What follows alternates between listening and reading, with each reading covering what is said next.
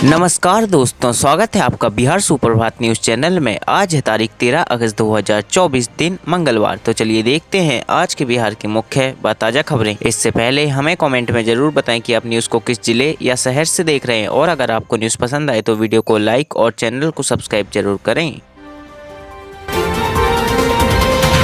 पटना में शिक्षक अभ्यर्थियों को पुलिस ने दौड़ा कर पीटा। बीपीएससी ऑफिस के बाहर प्रदर्शन, वन कैंडिडेट वन रिजल्ट जारी करने की मांग। पटना में बीपीएससी ऑफिस के बाहर प्रदर्शन कर रहे अभ्यर्थियों पर पुलिस ने लाठीचार्ज किया है। सोमवार को ट्री 3 में वन कैंडिडेट वन रिजल्ट जारी करने की मांग को लेकर अभ्यर्थी बीपीएससी दफ्तर के बाहर पहुंचे थे। इस दौरान प्रदर्शनकारियों और पुलिस में नोकझोंक हुई। अभ्यर्थियों को रोकने के लिए पुलिस ने बल प्रयोग किया, जिसमें प्रदर्शन का नेतृत्व कर रहे छात्र नेता दिलीप कुमार को हल्की चोटें आई हैं। शिक्षक के अभ्यर्थी हाथों में तिरंगा लेकर पहुंचे थे।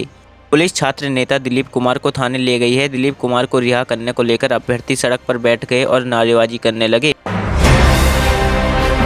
रामायण मंदिर के लिए दूर हो गई सबसे बड़ी अड़चन। गदगद किशोर कुणाल बोले, पीएम करे उद्घाटन।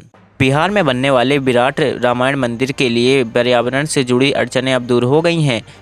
मंदिर के निर्माण के लिए पर्यावरण संबंधी क्लियरेंस दे दिया है। इस मंदिर की ऊंचाई 270 फीट है और इसकी वजह से यह सबसे बड़ा मंदिर होगा। महावीर मंदिर ट्रस्ट के सचिव आचार्य किशोर कुणाल ने इस बात की जानकारी देते हुए कहा कि इससे पहले भारत सरकार ने मंदिर की योजना को मंजूरी दी थी और अब इस प्रोजेक्ट के लिए पर्यावरण संबंधी क्लियरेंस भी मिल चुका है।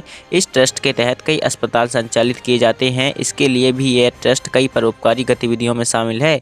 यह ट्रस्ट अपने संशोधनों से इस मंदिर का निर्माण करने वाला है। सम्राट चौधरी ने फोन पर सुनी किसानों की परेशानी। डिप्टी सीएम ने तत्काल 2 जिलों के डीएम से तलब की रिपोर्ट। बिहार में बीते दिनों से हो रही भारी बारिश से किसानों की फसल को भी काफी नुकसान हुआ है और केले की पैदावार करने पर किसानों को ज्यादा क्षति हुई है। इस बीच उप मुख्यमंत्री सम्राट चौधरी को केला उत्पादक किसानों ने फोन पर सूचना दी थी। भागलपुर और नवगछिया अनुमंडल में हाल के दिनों में बारिश और तेज आंधी से केले की फसल की व्यापक क्षति हुई, जिससे केला उपजाने वाले किसानों की आर्थिक स्थिति पर बुरा प्रभाव पड़ा है। इस मामले पर संज्ञान लेते हुए डिप्टी सीएम सम्राट चौधरी ने तत्काल खगड़िया और भागलपुर के डीएम से फसल क्षति नुकसान का ब्यौरा मांगा है। बिहार में प्रधानमंत्री आवास की वेटिंग लिस्ट पहुंची 13 लाख पार। अब कब मिलेगा सपनों का घर।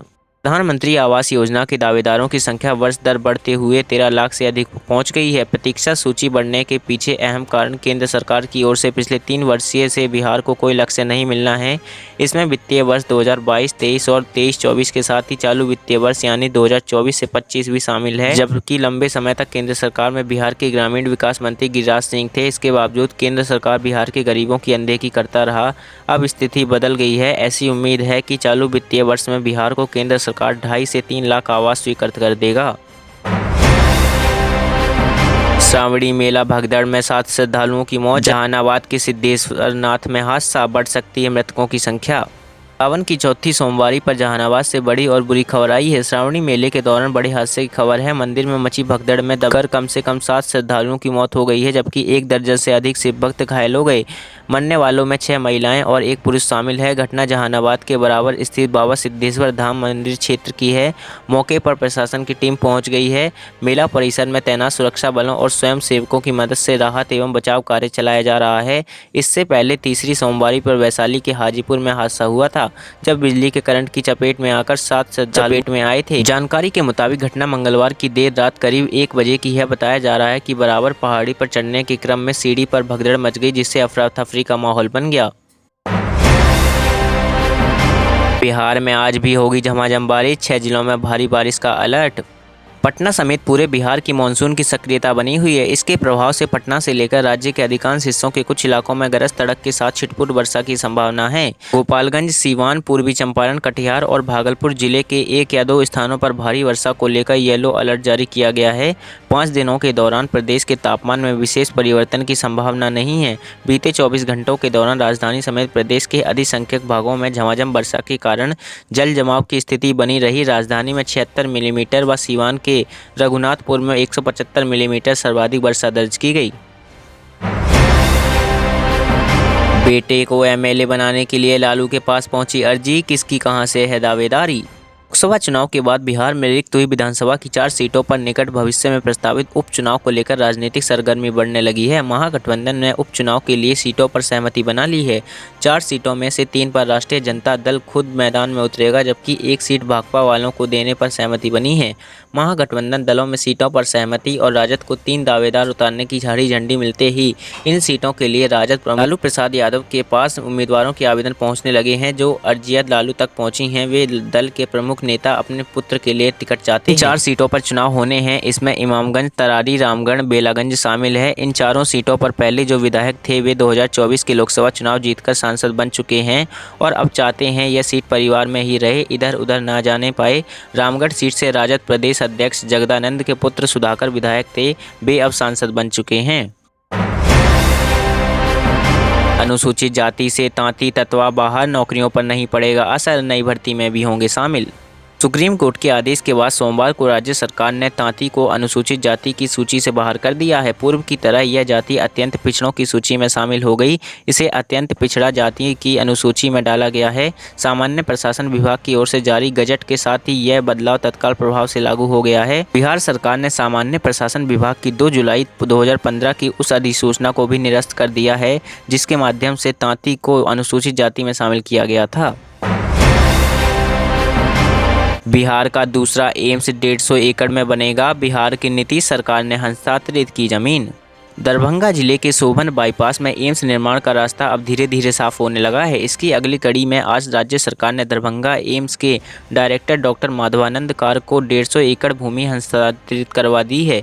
अभी हाल ही में केंद्रीय स्वास्थ्य मंत्रालय ने दरभंगा एम्स निर्माण के लिए सोबन बाईपास वाली भूमि को उपयुक्त बताते हुए राज्य सरकार से भूमि, पानी और बिजली उपलब्ध कराने को कहा था। इसके बाद DMCH निरीक्षण करने आए स्वास्थ्य विभाग के अपर मुख्य सचिव प्रत्यय अमृत ने भी सोबन बाईपास वाली भूमि का निरीक्षण करने के बाद कहा था कि 2024 के अंत तक दरभंगा एम्स निर्माण का काम शुरू हो जाएगा। इस दिशा में बिहार की सरकार की तरफ से तेजी से मूलभूत सुविधा उपलब्ध कराने का काम चल रहा है।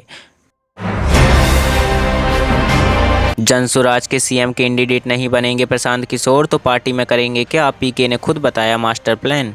राजनीतिक दलों और नेताओं के लिए चुनावी रणनीति बनाने और उसे लागू करवाने के उस्ताद रहे प्रशांत किशोर ने कहा कि वो जन सुराज अभियान से बनने जा रही पार्टी के मुख्यमंत्री पद के उम्मीदवार नहीं होंगे।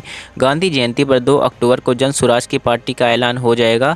चुनावी रणनीतिकार के तौर पर PK के नाम से मशहूर प्रशांत किशोर खुद को जन सुराज का नेता नहीं बल्कि सूत्रधार मानते हैं। उन्होंने कहा कि 2 अक्टूबर को पार्टी के लोग नेता का चुनाव करेंगे, तब बताया जाएगा कि नई पार्टी आगे कैसे चलेगी। उन्होंने पर्दे के पीछे से पार्टी चलाने की मंशा को खारिज करते हुए कहा कि पार्टी में प्रशांत किशोर की भूमिका भी तय होगी। वक्फ बोर्ड की जमीन पर अवैध कब्जा करने वालों की खैर नहीं, संपत्तियों की जांच करेगी नीतीश सरकार। देश में वक्फ बोर्ड कानून में संशोधन पर छिड़ी बहस के बीच बिहार की नीतीश सरकार ने अहम फैसला लिया है। अब वक्फ बोर्ड की जमीन पर अवैध कब्जा करने वालों की खैर नहीं है। राज्य के अल्पसंख्यक कल्याण विभाग के मंत्री जमा खान ने कहा कि बिहार में वक्फ संपत्तियों की अवैध खरीद बिक्री की जांच होगी। विभाग ने इस दिशा में कार्रवाई शुरू की है। वक्फ बोर्ड की जमीन पर कब्जा करने, वहाँ गलत तरीके से व्यवसाय करने वालों को चिन्हित किया जाएगा और कार्रवाई होगी। मंत्री जमा खान ने सोमवार को राजधानी पटना स्थित सूचना भवन में प्रेस कॉन्फ्रेंस में ये बातें कही। उन्होंने कहा कि मुख्यमंत्री नीतीश कुमार के नेतृत्व में शिक्षा, रोजगार, प्रशिक्षण, मदरसों का आधुनिकीकरण, उर्दू के विकास एवं अल्पसंख्यक संस्थाओं को सक्षम बनाने के लिए तेजी से काम हो रहा है। बिहार में आधारभूत संरचना पर खर्च होंगे 48,000 करोड़ रुपए, कर्ज लेकर राशि जुटाएगी नीतीश सरकार। बिहार में आधारभूत संरचना के निर्माण पर करीब 48,000 करोड़ रुपए खर्च किए जाएंगे। नीतीश सरकार यह राशि कर्ज के माध्यम से जुटाएगी। वित्त विभाग ने इस संबंध में कार्य योजना को अंतिम रूप देने की कार्रवाई शुरू कर दी है। विभाग के अनुसार यह राशि लगभग वित्तीय संस्थाओं से जुटाई जाएगी। इसमें कम एवं लंबी अवधि दोनों प्रकार के ऋण शामिल होंगे। राज्य के आर्थिक विकास में इससे तेजी आएगी और बड़ी संख्या में रोजगार उपलब्ध कराया जा सकेगा। इनमें नाबार्ड से 2700 करोड़ रुपए, NHB से 300 करोड़ रुपए और सिडबी से 300 करोड़ रुपए मिलेंगे। विशेष राज्य के दर्जे के लिए सड़क से सदन तक लड़ेगा कांग्रेस, लल्लन सिंह ने किया ऐलान। बिहार को विशेष राज्य का दर्जा दिलाने के लिए कांग्रेस सड़क से सदन तक लड़ाई करेगा और यह लड़ाई अंजाम तक लड़ी जाएगी। उक्त बातें हैं युवा कांग्रेस के पूर्व अध्यक्ष ललन कुमार की। वे सोमवार को पूर्णिया स्थित कांग्रेस कार्यालय में पत्रकारों से रूबरू हो रहे थे। उन्होंने बिहार के मुख्यमंत्री पर कटाक्ष करते हुए कहा कि सत्ता के लालच में मुख्यमंत्री नीतीश कुमार ने प्रदेश के विशेष राज्य के दर्जे के मसले से अपने आप को किनारा कर लिया, लेकिन कांग्रेस इस मामले से पीछे नहीं हटेगी। यह बिहार की ज़रूरत है। कहा कि वर्ष 2005 में पहली बार जब मुख्यमंत्री नीतीश कुमार बने तो उन्होंने लगातार कई 52 और विधानमंडल में अपने दल और नेताओं के साथ बिहार को विशेष राज्य दर्जा देने की मांग उठाते रहे। तो ये थे आज के मुख्य और बड़ी खबरें। अगर आपको न्यूज़ पसंद आई हो तो वीडियो को लाइक और चैनल को सब्सक्राइब जरूर करें। धन्यवाद।